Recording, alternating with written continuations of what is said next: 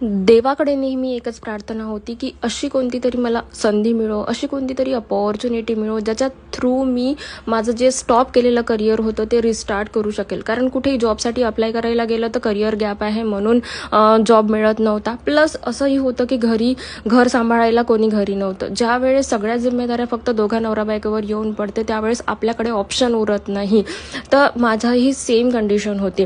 त्याच्यानंतर मी बघितले ज्यावेळेस मेट्रो सिटीतले जे खर्च आहे ते एव्हरी मंथ वाढत आहे. म्हणजे मुलांची जी स्कूल फीज आहे ना ती एव्हरी इयर 10% वाढते. आता जर समजा 2 मुलं असले तर आणि घरात कमावणारा जर एकटाच नवरा असला त्या गोष्टी किती जास्ती डिफिकल्ट होतात मॅनेज करायला.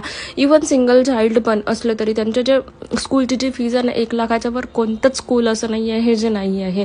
भाजी घ्यायला गेलं तरीही भाजीतही सेम गोष्टी आहे.